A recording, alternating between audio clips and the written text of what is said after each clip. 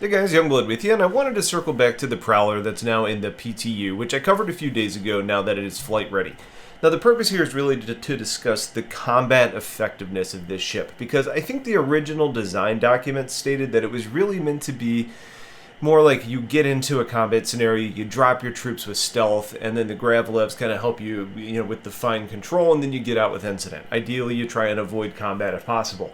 Now, what we were delivered, though, looks to be a little bit more combat capable of a ship than I was expecting. So I got into Arena Commander and did some testing, as well as doing a little bit in the PTU, and then ran that up against some component stats on sites like Hardpoint.io and Urkel, just to see what all of this really means. Now, what I wanted to do here was compare this to the Miss, because the Miss is generally one of the cream of the crop ships for fighting right now, and it's really been my go-to for quite some time now. And with the weaponry on the dropship Prowler, it almost crosses into the gunboat category anyways, and we'll really need to see how they compare. So the first thing I want to do is really look at the ships in general and their weaponry. The Miss in general has the majority of its firepower in missiles. It does bring 4 turreted size 3s to the fight, which I personally use far more than my missiles, and I typically go with an energy loadout because they do enough damage where I don't need the penetration values of the ballistics. And it also means when I'm out on long bounty hunting runs, I'm not swapping out or having to stop for ammo count. Now, when we look at the Prowler, it has a turret on the top that the pilot can control with gimbals, as well as having 2 size 5 hardpoints under the wings, which if you want to be able to take advantage of all gimbals and go like for like with the Freelancer Miss, you end up having 4 guns that are leveraging gimbal assist. You're going to need to drop those 2 size 4s with a gimbal, meaning that you have 2 size 4s and 2 size 3s. Right now, based on the way that the game plays, generally that gimbal and gimbal assist is going to be better, so even though you're sacrificing size a little bit, you do get better performance. Now, there are countless configurations that you could run here, but I'm going to be looking at the fast-firing kind of meta weapons, really in an energy loadout and ballistic. So the first numbers to compare are going to be the ballistic Gatling loadouts for both. On the Prowler, that means you have 2 size 4 Revenants, which have a DPS of 672 apiece, and 2 size 3 Mantises with a DPS of 480, so you end up having a total ship DPS of 2,304. Now, if you compare that to a Miss, where you have 4 Mantises, that number is going to drop to 1920, giving you a difference of about 400 DPS, which is very significant. Now, in addition to the DPS drop, the larger Revenant also has a range of 3,713, which is almost 1,400 meters longer than the Mantises, so the Prowler can start engaging targets from further out. Now, you do have a slightly different pip between the Revenant and the Mantis. That being said, when you're leveraging gimbal assist, you're going to be close enough with those pips where it doesn't really end up mattering all that much.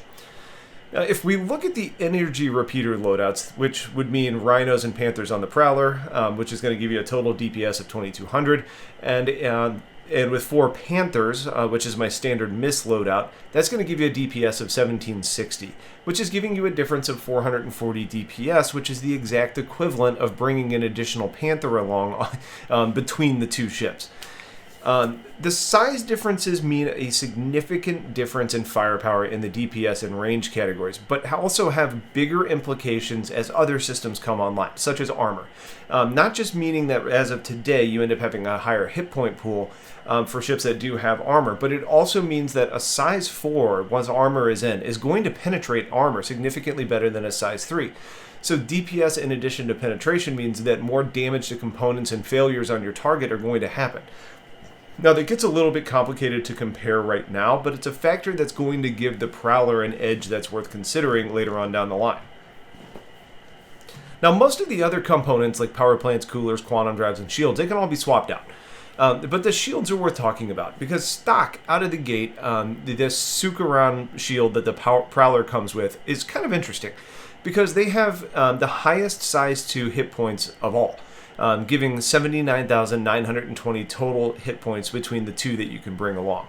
Now, if you compare that to what I generally do, which is an FR76 and a Rampart, that kind of gives you that blend of a fast regeneration as well as hit point pool on the Miss, which is typically more than sufficient. You end up getting a total HP of 56,878, which is a full 20,000 less than what you bring on the Prowler. Now, I could technically mitigate that by doing 2 ramparts, but that's still going to leave me with a difference of 1,200 behind in the HP category. So these Sucheron shields are no joke. Now, they do have the option to swap things out, and I think it's likely probably going to be a good mix of having like an FR76 and a Sucheron, or maybe even a Sucheron and a Rampart, because those Sucherons, while they're very powerful, they suck at recharge. The way they work is that once you've started taking damage, it's going to take you about 18 seconds before they start to recharge. And if you somehow get your shield stripped away completely, it takes them 30 seconds before they start coming back online. Granted, you have so many HP in those shields, you can take a pounding. But if it does start to drop and overwhelming firepower moves in, you're likely kind of a sitting duck. Now, I think the idea behind these shields on a dropship like this makes sense, because you're ideally going to be coming in with controlled and a stealthy run, you're dropping your troops, if you're identified, you're having that high HP pool to let you stay and survive while everyone's left the ship, and then you move on. Now, I'm a little surprised that we ended up getting the option to swap these shields, as it was really meant to be a Teverin recreation by Esperia, thus mimicking their phalanx shields at the time. But it's probably easier to make them not be bespoke to the Prowler. Now, speaking of the miss, it doesn't really matter. You can equip the same shields and the same numbers to both, so it's not really worth comparing these. I think it's just more of a call out of, you've got these Sucheron shields that come stock on the Prowler. You need to understand how they work, because it is kind of a different feel than a lot of the other ones that we have in place today. Now, as far as the flight model versus the concept, I'm kind of having a hard time figuring things out right now. The original concept states that the Prowler was meant to have a high top speed with slow acceleration to get there to basically maintain stealth, unless you hit your afterburner where you sacrifice stealth, and then you end up having one of the faster accelerating ships in the game. From a design perspective, I think that makes a lot of sense. From what I've seen, the top speed is below the Freelancer and the Vanguard lines. The acceleration is pretty pitiful, but when you do apply the afterburner or the boost, it sounds like it makes an immediate impact, but it doesn't feel sustained over time. So it feels like when you punch it, you do jolt. You change directions really quickly. It's responsive, but it doesn't help you with your long-term climb to top speed.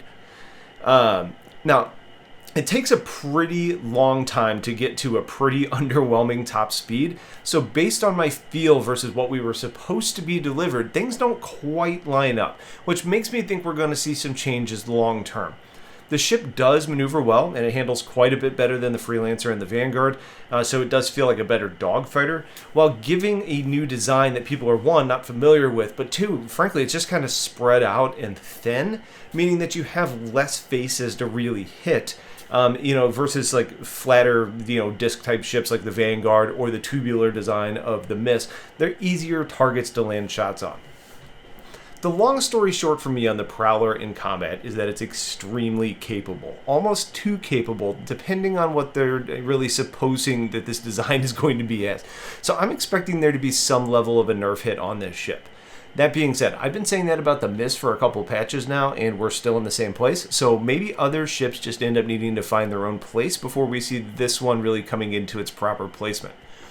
The pricing on the Prowler, though, while it's a good ship and a cool one at that, just really doesn't seem to add up for me.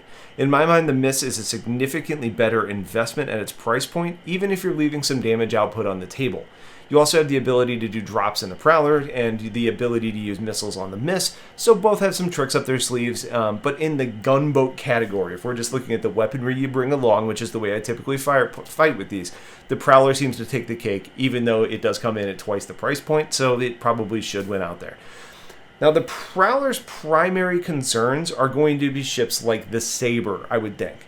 Ships that are significantly faster than it is, while it's still bringing solid firepower in four fixed size 3s that can deal with its heavier shields while staying out of the line of fire.